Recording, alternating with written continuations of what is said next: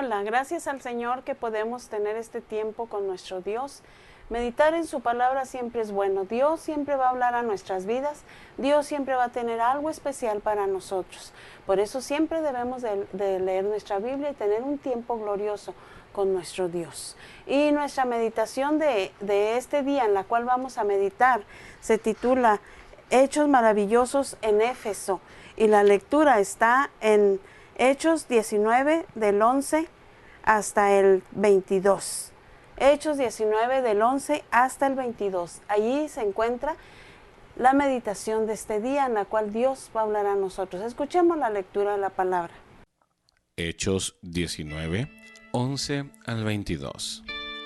Y hacía Dios milagros extraordinarios por mano de Pablo, de tal manera que aún se llevaban a los enfermos los paños o delantales de su cuerpo, y las enfermedades se iban de ellos, y los espíritus malos salían.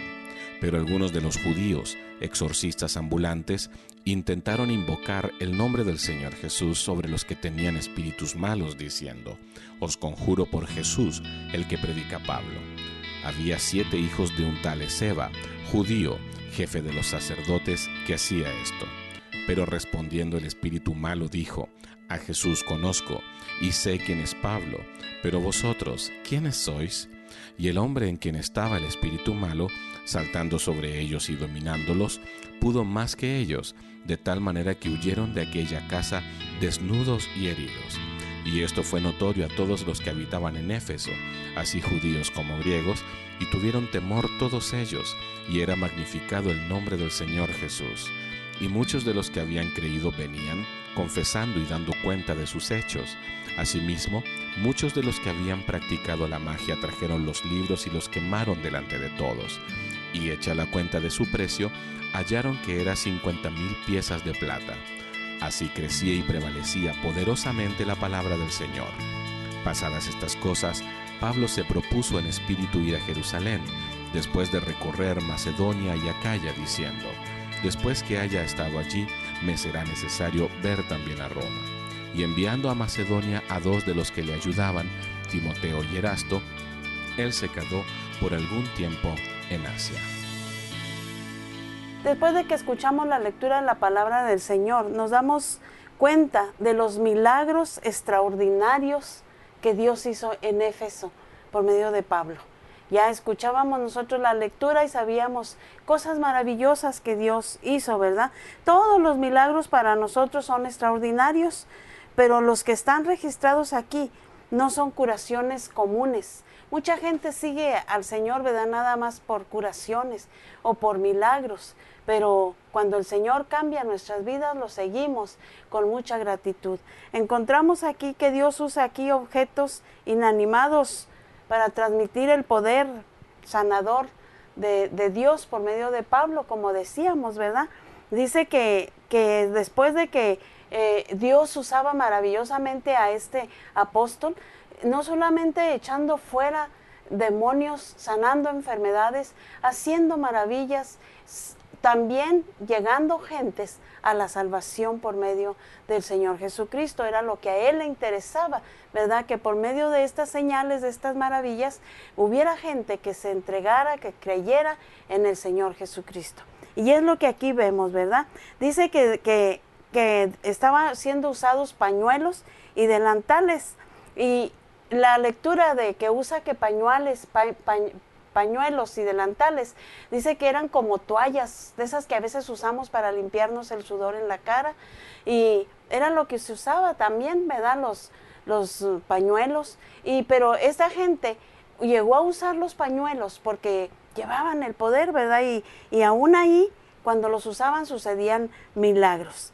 Pero el enfoque aquí, como en el resto de la Biblia, no está en los milagros mismos, ya les decía yo, no está en los milagros mismos, sino el enfoque principal es la salvación de nuestro Señor Jesucristo.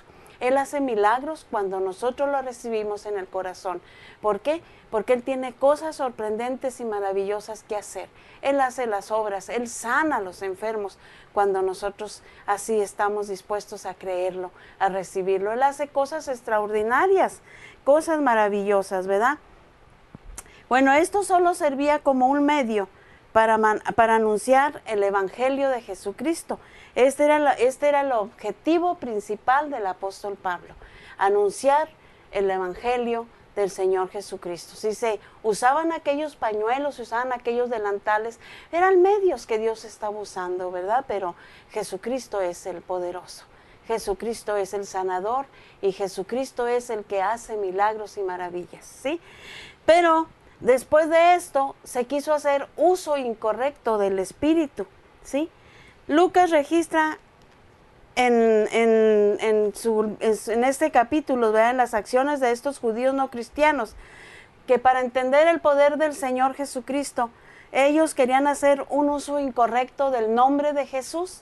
Ellos pensaron que con el nombre de Jesús podían quizás lucrar, podían hacer muchas cosas como pero curar hechicerías y esas cosas. Sí se puede. Dios puede sanar ese tipo de enfermedades que son diabólicas. Dios puede echar fuera esos demonios, ¿verdad? De brujerías, de hechicería, todo eso. Pero aquí se quería hacer mal uso. Se nos habla acerca de unos hombres, 7 hijos de Exebas, dice aquí la palabra, ¿verdad? Que ellos querían lucrar con esto.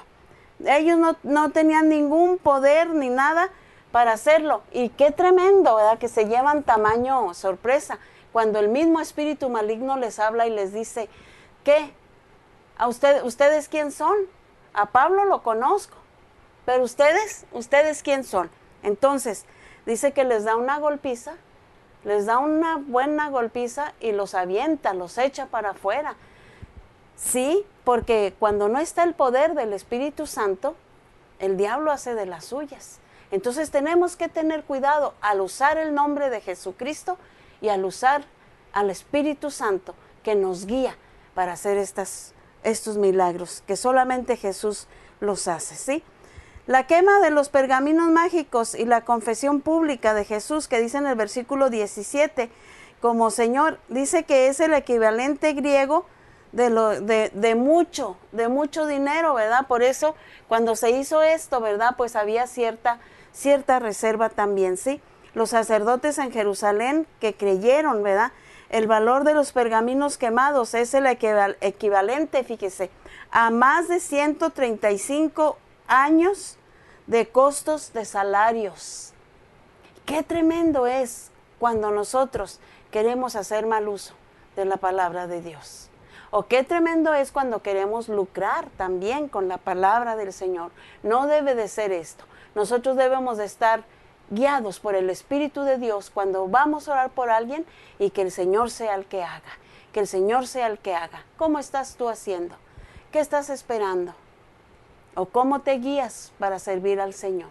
Te invito a que oremos y que sea el Señor el que guíe nuestras vidas para servirlo a Él y para servir a los que nos rodean.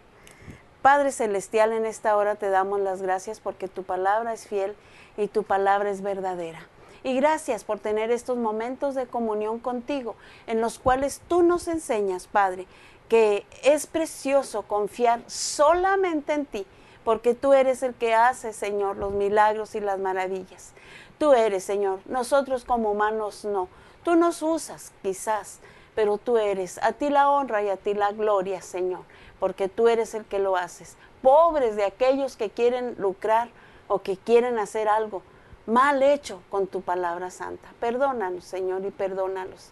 Y te ruego bendiciones para todos los que obramos bajo tu poder divino. Gracias en el nombre de Cristo Jesús. Amén.